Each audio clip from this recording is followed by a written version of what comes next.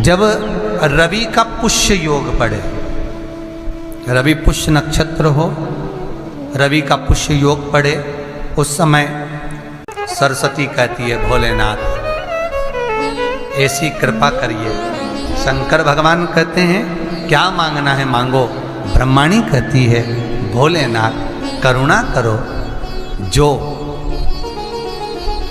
भी किसी भी रूप में एक पान के पत्ते के ऊपर,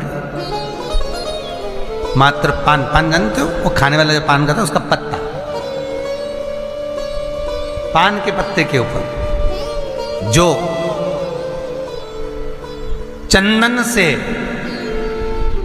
शंकर के नाम, पार्वती का नाम और ब्रह्माणी सरस्वती का नाम लेकर शिव को समर्पित कर दे,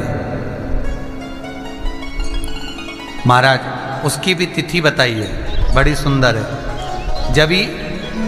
जब रवि का पुष्य योग पड़े, रवि पुष्य नक्षत्र हो, रवि का पुष्य योग पड़े, उस समय पान के पत्ते पर चंदन से शंकर, पार्वती और सरस्वती का स्मरण कर कर जो शिवलिंग के ऊपर उस पान के पत्ते को चढ़ाकर 5 बेलपत्र 3 समी पत्र समर्पित कर देते हैं, उस बच्चे से चढ़वा देते हैं, वो बच्चा कभी पढ़ने में कमजोर नहीं होता, विद्या में बढ़ता ही बढ़ता है।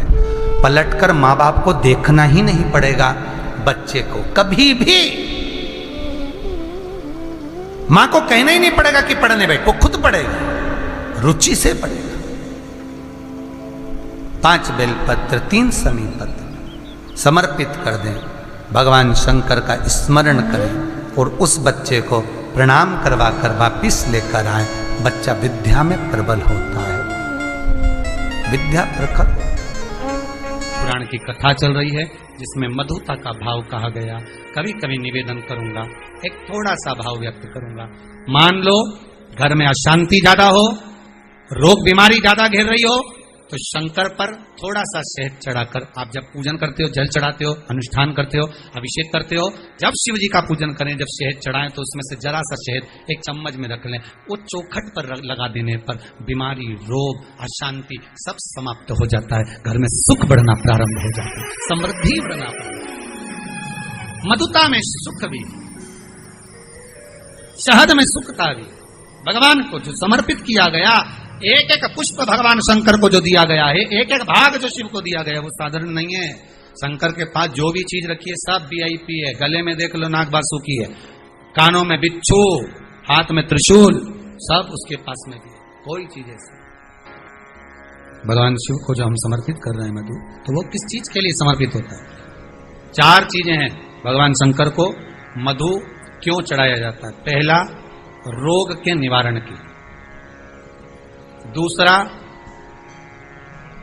शरीर की जो नाड़ियां हैं जो चोक हो जाती हैं, ब्लड को रोक देती हैं जाने के लिए, उसके लिए भी शिव को शहद चढ़ाया जाता है। तीसरा, नयनों को शिव के चरणारविंद में स्थिर करने के लिए, नयन रोग का निवारण करने के लिए भी शिव को शहद चढ़ाया जाता है। चौथा,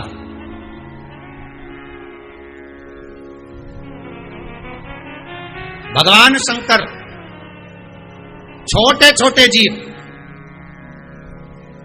जो शिव से दूर नहीं है, कंकर से जो चिपके हुए हैं, जो कहीं जा नहीं सकते, उनको कोई पूछता नहीं, सब उनके विपरीत हैं। शिव उनको अपने करीब में लाकर पूरी सृष्टि का संचार करने के लिए, अपने नजदीक लाने के लिए, शंकर उस सृष्टि खंड को अपने आनंद सुख में लेने के लिए उस शहद का पूर्ण अभिषेक, शहद मधु इसलिए संपूर्ण विश्व कल्याण के लिए। अकाल मृत्यु वो मरे जो काम करे चंडाल का, काल उसका क्या बिगाड़े जो भक्त हो महा। रविवार को अगर लोटा भरकर शिव को समर्पित करा जाता है तो घर में तेज लक्ष्मी प्राप्त होती है। सोमवार के दिन भगवान शंकर को अगर जल चढ़ाया जाता है तो हमारे घर में शीतलता का अनुभव होता है। मंगलवार को अगर शिव जी के मंदिर में, शंकर के मंदिर में जाकर 1 लोटा पानी चढ़ाया जाता है तो हमारे कार्य में उन्नति होती है। बुधवार के दिन अगर शंकर पर 1 लोटा पानी चढ़ाया जाता है तो जिन लड़कियों का विवाह नहीं हो रहा, जिन बच्चों का विवाह नहीं हो रहा, उन बच्चों के भी विवाह हो जाते हैं हमारा। गुरुवार के दिन अगर शिव जी के मंदिर में पानी चढ़ाया जाए, जल चढ़ाया जाए तो घर में विद्वत्ता का अनुभव होता है हमारा, बच्चे पढ़ने में प्रखर होते हैं महाराज। शुक्रवार के दिन अगर शंकर के मंदिर में जल चढ़ाया जाए तो नारी का अखंड सौभाग्य होता है महाराज। शनिवार के दिन अगर शिव की आराधना करी जाए, शनिवार के दिन अगर शंकर को जल चढ़ाया जाए तो जिंदगी में व्यक्ति की शिव पंचायत में गुड़, चावल, लाल फूल और लाल मिर्ची के 11 दाने पानी के कलश में तांबे के लोटे में लेकर हाथ को ऊंचा कर नेत्र, नासिका, वक्षस्थल के सम्मुख में जो सूर्य नारायण को अर्घ देता है, जल चढ़ाता है, पर जो सूर्य को अर्घ रविवार के दिन दे देता है, अगले रविवार तक पैसे की आवक आना प्रारंभ हो जाती है।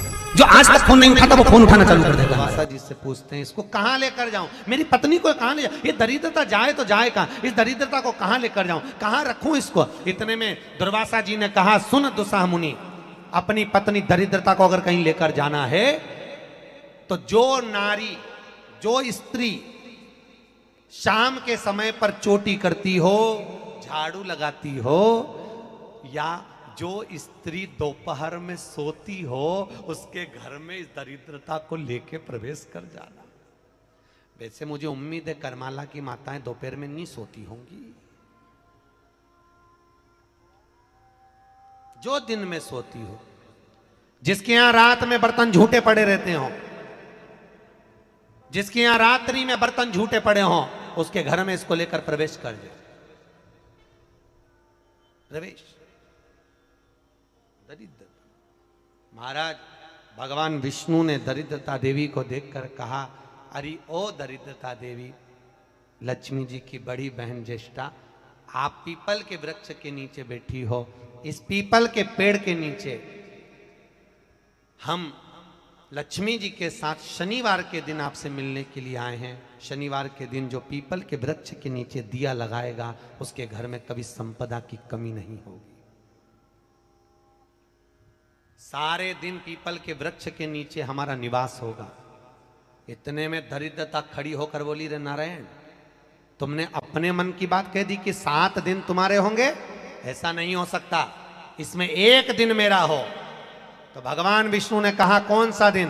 दरिद्रता कहती है, रविवार के दिन इस पीपल के पेड़ के नीचे मैं नृत्य करूंगी, और अगर पीपल के वृक्ष के नीचे रविवार के दिन जो परिक्रमा करेगा या पीपल के पेड़ के नीचे आएगा, उसके साथ में उसके घर में प्रवेश करूंगी। इसलिए हमारे हिंदू धर्म में रविवार के दिन पीपल के पेड़ के नीचे नहीं जाया जाता, पीपल की पूजन नहीं करी जाती, पीपल की परिक्रमा नहीं करी जाती। कौन से दिन? जम के बोलो जरा, रविवार। और जिसके यहाँ दीवार पे पीपल लग जाता है, या कहीं पीपल का पेड़ लग गया अपने दीवार पर, घर में कहीं पर भी, तो पीपल निकालने का भी नियम है। अगर आप दीवार में से पीपल निकालोगे तो बार बार काटोगे, बार बार लग जाएगा, फिर काटोगे फिर लग जाएगा, फिर निकालोगे फिर लग जाएगा। दीवार में पीपल लगता ही रहता है। अगर दीवार के पीपल को निकालना है तो नींबू और मिर्ची, इन दोनों को 3 घंटे पहले पीपल के पेड़ के नीचे रख दीजिए, और रखने के बाद में फिर पीपल को रविवार के दिन उखाड़कर कहीं दूसरी जगह लगा दीजिए। उसके बाद कभी दीवार में पीपल नहीं